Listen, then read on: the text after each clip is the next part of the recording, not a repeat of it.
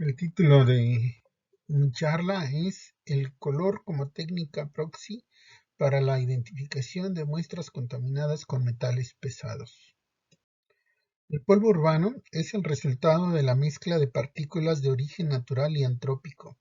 Suele contener metales pesados, por lo que puede resultar muy peligroso para la población. El objetivo de este estudio fue el de evaluar el color como una metodología rápida y de bajo costo para la identificación de muestras de polvo urbano con metales pesados. Este estudio se realizó con el polvo urbano de la ciudad de Mérida. Escogimos esta ciudad porque el polvo que proviene de la roca es blanco debido a que es la caliza la predominante, y los materiales o las partículas antrópicas contaminantes son de color negro. El polvo urbano se colectó en las calles de la ciudad de Mérida, sobre una superficie de 1 metro cuadrado. Las muestras se secaron a la sombra y se almacenaron. Para la medición de los elementos se utilizó un equipo de fluorescencia de rayos X.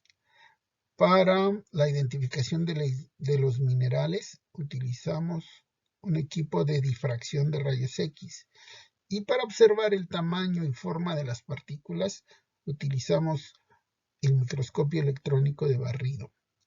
El color se midió en el colorímetro que estamos viendo aquí en la imagen en el extremo superior derecho, y utilizamos diferentes índices de color y utilizamos el sistema CIELAB. Para el análisis de datos utilizamos un análisis multivariado tipo discriminante, donde formamos los grupos por color, utilizando esta propiedad como variable discriminante. Y las variables predictoras fueron los índices de color medidos con el colorímetro de sólidos y las concentraciones de elementos medidos con el equipo de fluorescencia de rayos X. Posteriormente hicimos un análisis de varianza de tipo Kruskal-Wallis, esto por índice de color y grupos y por concentraciones de los elementos y los grupos por color. Utilizamos la prueba de Kruskal-Wallis porque en los estudios de contaminación a menudo no tenemos distribuciones gaussianas. Después de medir el color de las muestras, estas fueron agrupadas en 5 colores, teniendo en cuenta los valores de R, G y B. Así tenemos muestras de polvo de color gris pardo, gris oscuro, café o pardo oscuro grisáceo y gris muy oscuro. Elaboramos una base de datos con los grupos de suelo, los grupos de polvo urbano por color y los índices de color, el índice de cromaticidad, el índice de rojosidad y el índice de brillo.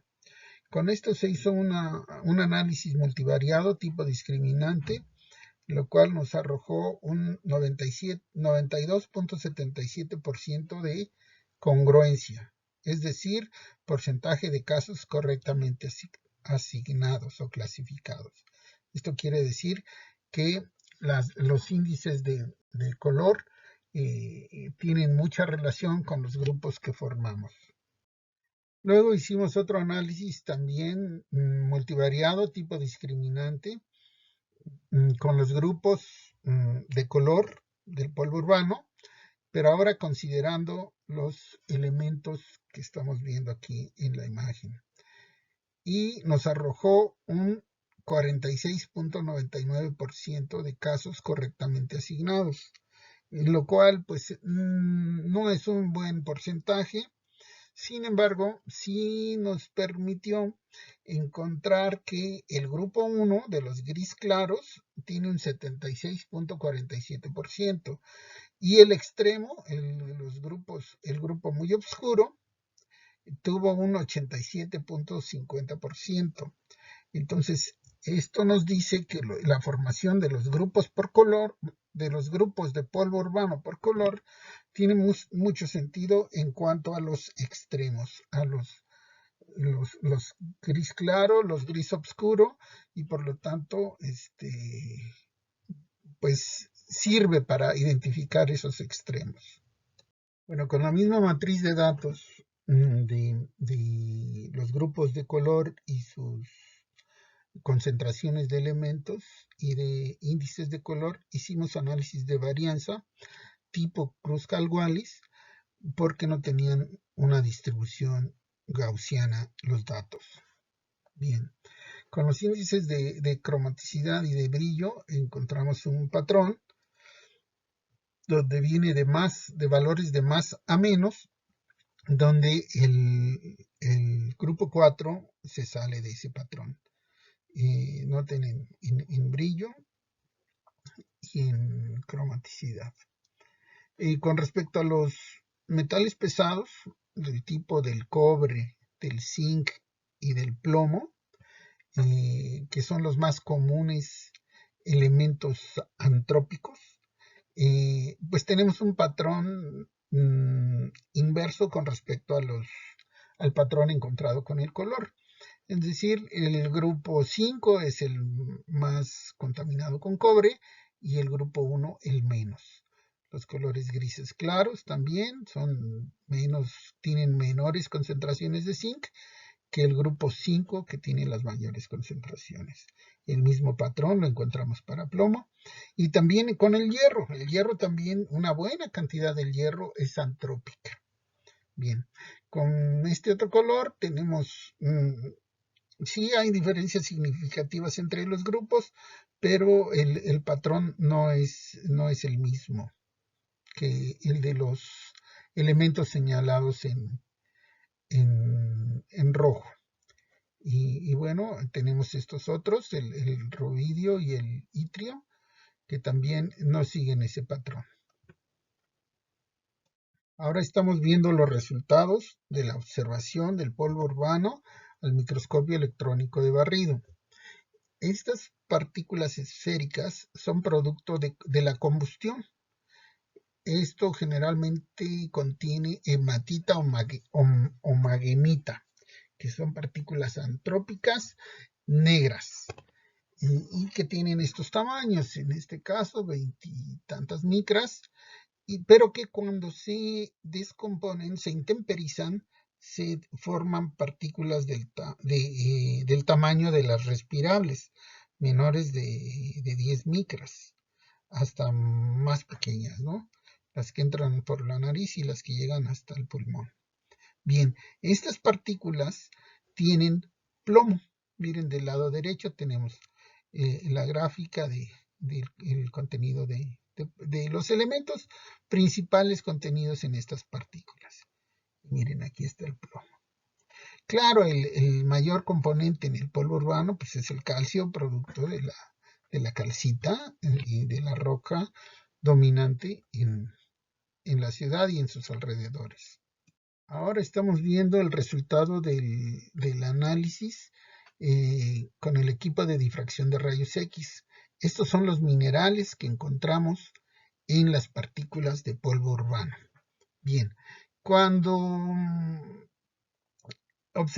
metemos el polvo urbano al equipo y así tal cual, pues lo que nos sale son puros picos de calcita. Claro, pues es el mineral dominante. Pero cuando esa calcita es diluida o se es eliminada con ácido clorhídrico, entonces podemos ver las señales de otros elementos, ¿no? Aquí estamos viendo A es albita, anerita, AT anortoclasas, B bohemita, Ca calcita, D diquita, G goetita, H hematita y M es la magnemita. Este es el mineral que viene de la combustión. Este es el mineral que buscábamos y que hemos encontrado. Miren, aquí está la magnemita, aquí también, aquí más claramente y aquí también. Entonces, este análisis nos comprueba la presencia de este mineral antrópico en el polvo urbano. Aquí estamos viendo de nuevo la paleta de colores de los 5 grupos del polvo urbano de la ciudad de Mérida. Desde, bueno, el gris pardo, el gris oscuro, el pardo gris muy oscuro y el gris muy oscuro. El componente natural es la caliza de estos colores y el componente antrópico pues es negro, la magnemita, los metales pesados y el carbón. El polvo estos son muestras de polvo de la calle tratados con ácido clorhídrico y vean cómo estos colores se convierten en estos otros. Bueno, como conclusiones podemos decir que el polvo urbano de la ciudad de Mérida contiene baja contaminación por metales pesados en muestras de color marrón grisáceo, el grupo 1, marrón grisáceo oscuro, el grupo 4. Las muestras del grupo 2 tienen contaminación mediana de metales pesados, son las que corresponden al gris, y las muestras del grupo 3 y del grupo 5, que corresponden al gris oscuro y al gris muy oscuro, son las más contaminadas con metales pesados. Por último, el color del polvo urbano es un indicador de su grado de contaminación por metales pesados y puede ser utilizada como una técnica rápida y de bajo costo. Gracias por su atención.